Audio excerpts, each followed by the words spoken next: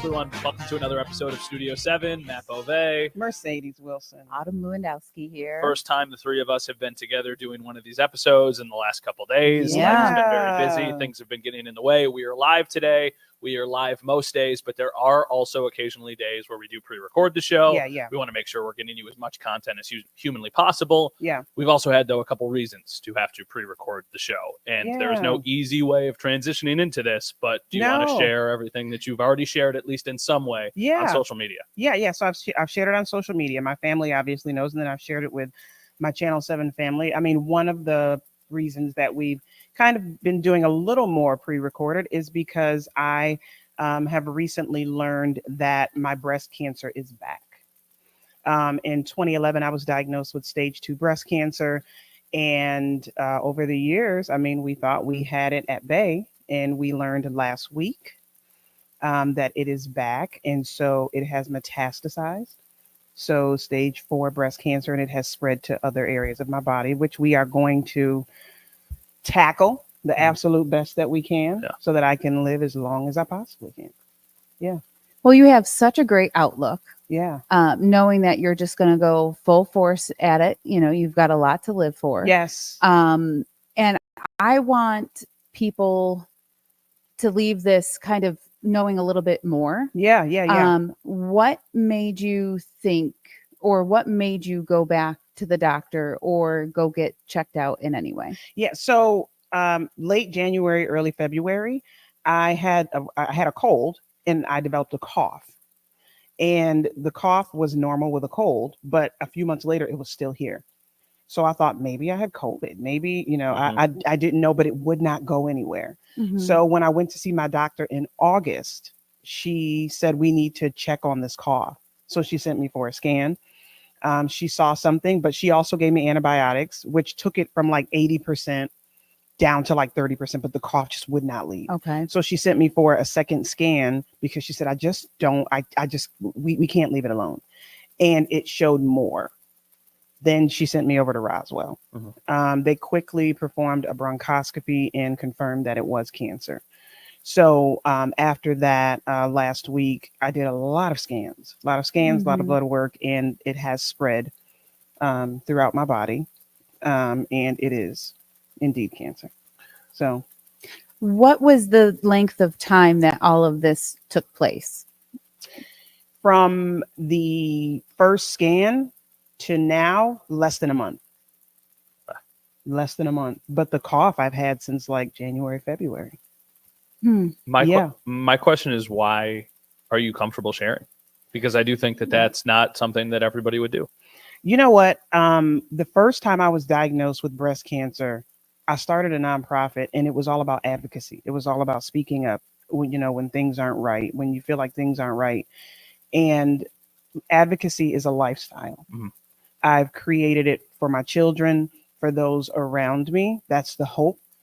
And for me, being able to share, hopefully, helps someone else.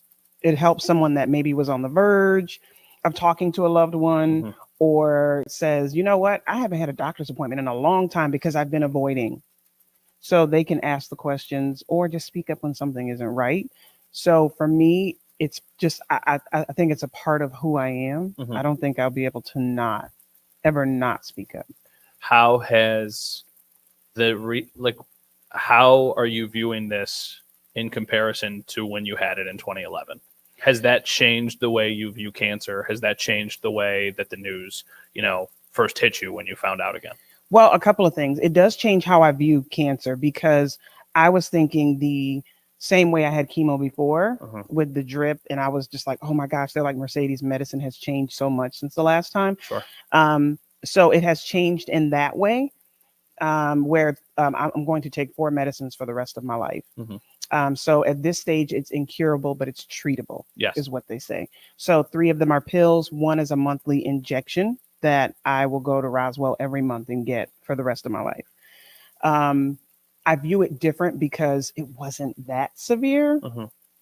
And medicine has come far where I can stay home and take pills, but it's still changed. My whole mindset is shifting on life. Sure. Yeah.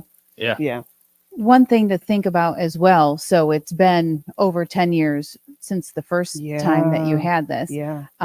Awful that you're going through this again, but the fact that you can go through it and know that it's something that you can live with. But imagine another 10 years from now and where any of what they research and find out and how to, maybe there's cures by then. Yeah. Who knows? You There's know, so much research going on. There's so much research. I mean, they're talking about breast cancer vaccines and things like that. So, I mean, it's come a long way since the last time. Again, it's not just the chemo drip that I have to do. It's, I mean, I can take a pill in the comfort of my own home, but it's still cancer. You know what I mean? So yeah. it's just one of those, listen, I have cancer. Cancer does not have me. Mhm.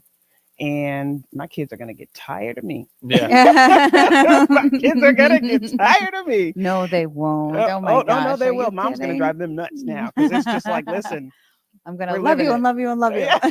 Let me ask you this. And Yeah. this is, we've only got about a minute until we got to go to our first commercial. Yeah. How have you had such a positive outlook on this? Because even for, I think, the two of us sitting here next to you, it's a weird thing to have a conversation about, because when you find out somebody has cancer, you don't know what to say. You don't know how to say it, but you have been positive this whole time. Is that something you needed to teach yourself, or is that just who you are and this is just another thing that you're going to overcome? I believe it's the latter. Okay. It's another thing I'm going to overcome, but I think it's just, I don't know. I think it was how I was raised. And I think it's, listen, I'm here though. Like, what am I going to do while I'm here? Mhm. And one of the things my doctor said to me is exactly what I said. She said, Mercedes, you have cancer. Cancer does not have you. This is not the end of your life. Mhm. Please live your life. So I have my moments where Of when I go course. home, I decompress and the reality of it is there. But then I'm like, what are we going to do? So what's for dinner? Yeah. You know what I'm saying? Yeah. Like, And then you go to mom mode. Yeah. Yes. So Yeah. Yes. Well, we're not going to just talk about cancer, I promise. But thank you for sharing your Yes, story. yes. You have the support of the two of us, of Alyssa, of everybody here at the station. the whole We will be station. by your side for all of Yes. this, and you're incredibly brave. So you're going to Oh, do thank amazing. you. Thank you all. I appreciate everybody. We're going to take a quick break. Yeah. There's no really easy way of going to break after a conversation like that, but we'll take a quick break, continue the conversation online, and then be back in a couple minutes. Yeah. So we had a lot of folks that had comments on that. Well, I would imagine, unfortunately, it's something that has affected so many people. Yeah. So Bob says, I had 2 bouts of cancer. You get mentally tough. That is very true. Sure. My stepdaughter, Connie says, my stepdaughter's in research for Roswell. Oh, God bless her. Yeah, I was going to say. Yes, we need those. We need those researchers. Sure And do. Roswell is just a place that does such incredible, amazing work. They are. They are. I'm so glad they're in our backyard. I know. I'm so glad they're in our I think you, not you, I'm just saying, I think sometimes we take it for granted of having something like that here, Mhm. but not a lot of places do, right? Yeah. Like for us to have that right here is such a massive boost for the community. Yep, it is. When do I Certainly. start treatment? November 7th. November Connie. 7th. So next Thursday. So November 7th, you will start going in for the monthly injections, and then you Yes. have medication that you take every single day. Is that how Yes. that will work? Yep. Most of them is every single day. Most Okay. of them are every single day. Okay. Yeah. Yeah. And So what else are people saying? Obviously, I'm sure it's just a lot there's of great people wishing you doctors. well, yeah. Yep, and you know what? I'm learning a lot about what a good doctor is, because she could have let it go. She could have let the cough go. Sure. Right. Like what made her think what would a scan show if you had a cough or, you know? Yeah, I'm Yeah. telling you. She was just like, it just doesn't sit right. That's all she could. It just does not sit You right. know what I can't- wonder is as well, like over the years, having kind of clear scans from breast cancer, what happened between, you know, kind of getting checkups and knowing everything's good to then this? Because with breast cancer, you get mammograms. Okay. There was nothing in the breast area. It's all around it. So So they couldn't catch it. Are you more susceptible to get a different type of cancer after already having cancer? You know, that part I don't know, but I do know it was in my breast and my lymph nodes. Okay. Mhm. And they first spotted it in my lymph nodes on the other side.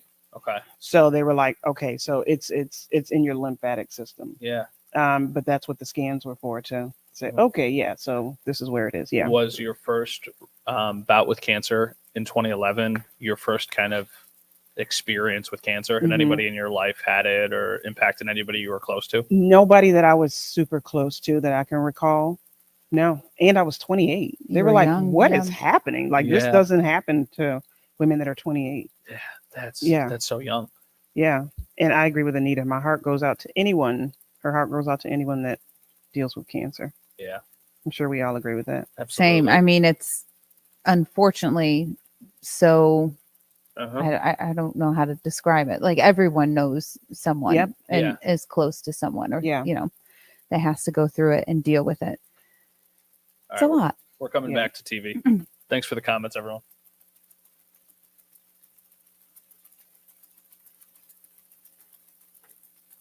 All right, welcome back, everyone, to another episode here of Studio 7. Matt Bove, Mercedes Wilson, Autumn Lewandowski. We were just obviously in the first segment talking about the news. Mercedes found out last week that she has cancer and that she is going to be now living with this for the rest of her life. She has an incredibly positive outlook on it, but I do think that that is a nice way of not a nice way of transitioning, but a way of transitioning into something that we did want to talk about was work-life balance, Yeah. working from home, flexibility with companies, because I do think that in life things happen. And you Yeah. need to be able to have the support of your workplace.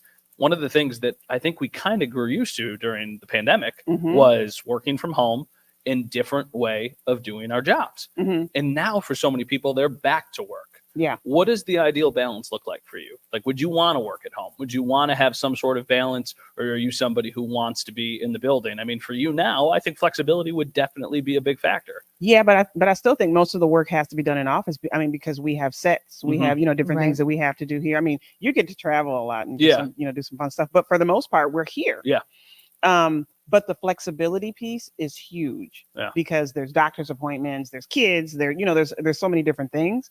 The flexibility piece is huge. And I think if you're a job or an employer that is not flexible, I would think the, what is it? Turnaround? What is it? Yeah. Turnover. Yeah. Turnover would be high. Yeah. I think it would be high. I think people have gotten used to it. There's a way to weave your home life and your work life together more manageably now than before the pandemic. Can you teach me? It was before it was, you're 9 to 5, you're in, our job is different, but in some cases, you're there from 9 to 5.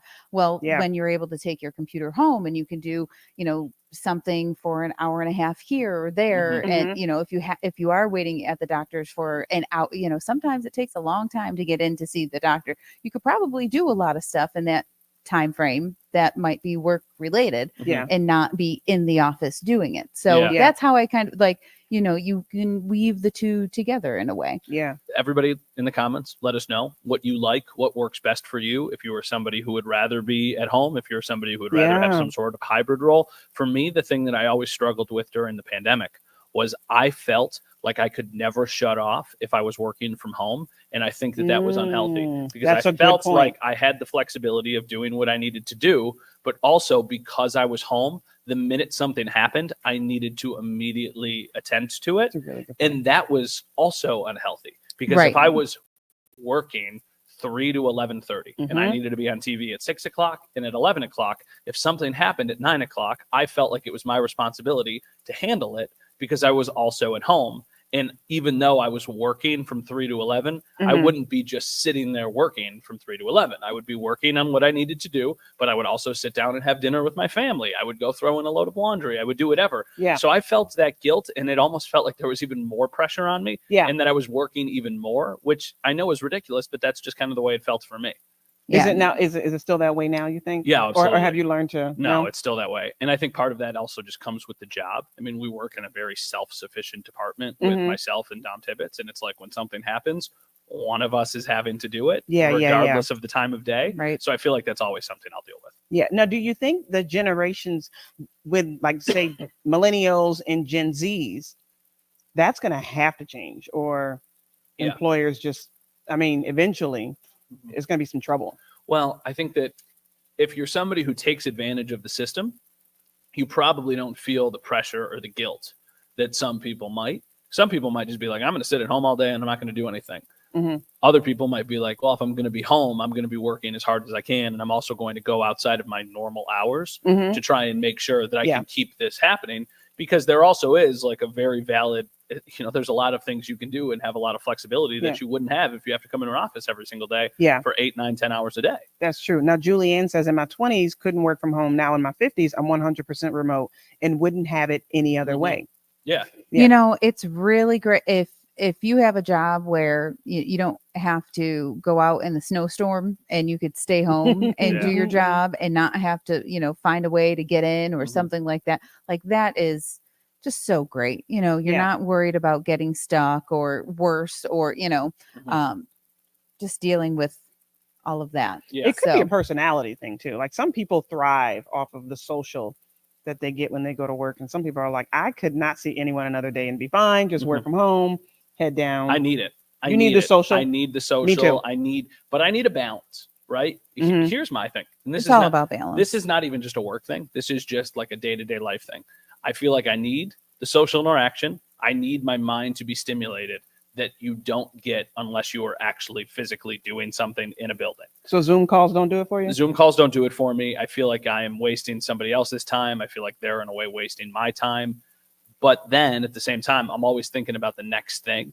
And when you're at work, when you're not at work and you're thinking about the next thing from home, that's when it's the slippery slope. Yeah. And I don't like that. That's what I struggled with. I kind of feel when it was through COVID and we were doing Zooms and all that stuff, or even remote work or being on phone calls, it almost feels fake. Mm-hmm. Does that make sense? Like you don't feel like you're talking to a regular human or something. It feels like you're going through the motions. I mean, look at the comment from Grace here. She was talking about how it was difficult for teachers that had to work from home during COVID. That is a job that you need to do in person.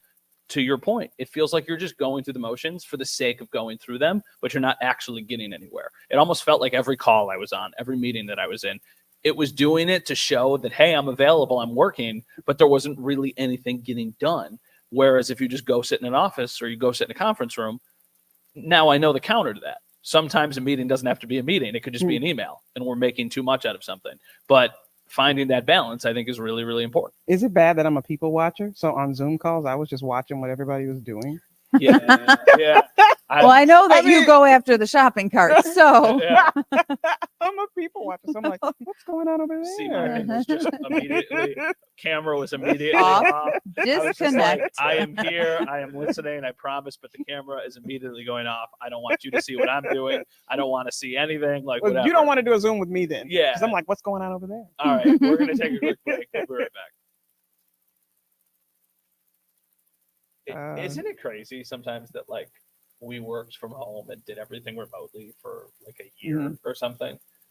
It is absolutely insane. That feels like a lifetime ago. Yeah. And that was a couple of years ago. We did Christmas on AM Buffalo from my house. Like we were going, like everybody in pajamas and. Oh my gosh. Yeah. I remember the one year we had to film the holiday commercials because people couldn't we could work in the building. So we had to film stuff at home and send them. Oh, yes. And they pieced it all together.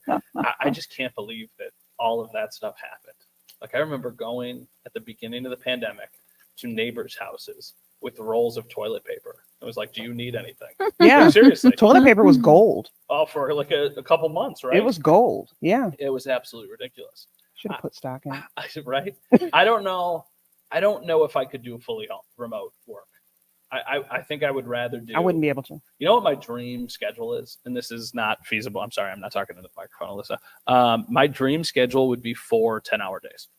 That's what I think my dream schedule would be because I feel like getting to work is a thing in itself. Right. But then knowing that extra day is not like I tried to do when we had our daughter and the bosses here were good. They were like, if you want to have some flexibility on Fridays at the end of the week, not during football season, you can work remote, you can do whatever. I almost felt like that was even more of a burden because then I was trying to balance. I'm watching my daughter. I'm trying to do stuff for work. I'm trying to be productive. Yeah. I think if I could just work 4 longer days, that would be the best shift possible because then on that other day, I knew I'm not responsible for working. Right. Yeah. Shut your mind off and switch. Yeah. Don't think work. I can get that. Exactly. Like that's why to me, I think 4 10-hour days would be amazing. Oh, Yeah. are we back? No, we just popped No, up on TV that was- quickly and then we didn't. Okay, Hopefully you're that fine. wasn't a real one. We'll see. Oh, how much time do we have, Alyssa? About a minute. So Okay, can we do About a one? minute. Would you rather? we can. Okay, because this one is funny to me. Would you rather always have to work next to the office of a loud talker or next to the person who always has food that smells strange? That's a good question. I'll take the Well, strange smelling food all I day. probably take the food because it's not all the time. Like, I don't want to always hear what you're saying. Even though I like coming to the office, I really don't want to know you're there. Here's my take. Tell us how you really feel. Here's my take. There's ways around that though. Mhm. Like I would rather just put in AirPods and have the noise canceling or listen to music. You don't have that Oh. option. You're always trying to alter a would you rather. Well, no, it's not. I would say I would rather listen to work next to the loud talker and then just not You listen can't to have but then earbuds. all the time. That would hurt your ears. You can't have earbuds. I listen to like just coffee shop random ambient music in the office because I kind of like that. I don't know why. I He do. just adds to the. Yeah. No, my ears became raw at home with COVID and having the earbuds in for work. Yeah. I don't. Welcome back to Studio 7. We're having a great conversation here online with our friends. So before the break, we were talking about, work-life balance. Mhm. And we do have some comments here, Matt, with people saying, that they're with you. Mhm. And someone said that they love the 4 10-hour work days. Oh, it would Wendy be said, the- I loved working 4 10-hour Yeah, days. yeah, that to me would be the absolute ticket. I feel like the difference between 8 hours and 10 hours, while I know those extra 2 hours would drag at the same time, I feel like once you've kind of gotten ready for work and you've committed to the day, those 2 extra hours would not be that Yeah. much harder. And then having the 3-day weekends every single weekend, That'd be fabulous. or some people like to have the split right in the middle. Some Mhm. people would work Monday, Tuesday, Thursday, Friday, and then they would have a day off on Wednesday in the middle of the week to try and be productive, Yeah. to kind of have like a little mini break in the middle. I would always be of the belief that it would be better to be added onto it. Yeah. Now, what yeah. I would do, I think some people would probably rather have off Fridays. I'd rather have off Monday because I feel like then it would make your weekend even better. And then I think that That's also on Fridays, usually the mood, the morale is a little bit better. So I think that Yeah. that would be the way that I would always structure it. I would want to work Tuesday, Wednesday, Thursday, Friday. I would want to be off Monday, Saturday, or Saturday, Sunday, Monday. And then I can agree with that. like that to me Yeah. would be Outside of football season. outside of football season, which is so ironic because during Yeah. football season, I am working basically all those, of those yeah, all days. those days. There's a lot of Maybe weeks. that's why you want them all. Right, Yeah, right. a lot of time during football season, my off days are Tuesday, Friday. Think about that as Yeah, like an off those day are. split. Yeah, those are. It's a weird split, Yeah. and like that's just the way it works now. It's not bad because we've got a daughter, so those are 2 days that I get to be at home with the baby. Yeah. But at the same time, Tuesday, Friday, it's hard to get in a routine when those are your off days. That's It's like, true. oof, goodness So how do gracious. y'all? So how do y'all feel about the employers that offer unlimited vacation? It's a sham, is how I feel. How do does- you really? I feel like How it's does an that even absolute work? sham, right? Unlimited vacation. Well, there's a okay, lot of well, companies that I'm do on it. vacation all the time. Thank you. There's a lot of companies mean, that but- do it and they track it, and I think they use it as a way of kind of holding it over your head of like, oh, you took off this much time last week. I feel like maybe this is just maybe I'm wrong. If I'm Mhm. wrong, tell me in the comments. I feel like vacation time and PTO is something that you have earned or you have had built into a negotiated contract, and you should be able to use that completely guilt-free. And I feel like when you have unlimited, there is a piece of guilt tied to that you will not take as much of it as you should. And when you have it, you should absolutely I mean, use I've all just of it. never even heard of it. Oh, what, really? What Yeah. companies I- are offering I can't- unlimited vacation? I legitimately think Yeah, there more are of my friends right now have jobs that have unlimited Mm-hmm, vacation than have traditional Okay. vacation times. Hmm. It is Okay, a very Alex. I think as you get older, All right, Alex. what's he saying? Matt, you're never wrong. Thank you, Alex. I appreciate No, that. I think as you get older, I don't think you worry about taking too much. Here's my No, thing. I don't think people will take advantage. I mean, I wouldn't you're take not it. saying I would folks never will take advantage of it, but I any of think that, it but- keeps it at the forefront of your mind because people don't take their vacation. No, they don't. And like you have earned that. there's something wrong with them. You they gotta start taking their time. Well, Yeah, I mean, a lot of people don't though. But to your point, I agree with you. But for a long time, I very much felt like in this industry, it's very competitive. There's a lot of people who want these jobs, rightfully so. If I did not dedicate everything I had and then a little bit more, then somebody would be coming in and taking Absolutely. my Of course, job. Absolutely. That's this Absolutely. industry. Sure. Like, but we're all in that boat for sure. So I thought Yeah, yeah. always it was like, well, like don't take off time during football season. That's tricky because football season is from the middle of July when training camp starts until mid-January or whenever the Bills season ends. Mhm, That's mhm. way too long to be able to just go without taking time off. So I always felt guilty about, oh, I need to take a long weekend here or I need to do something here.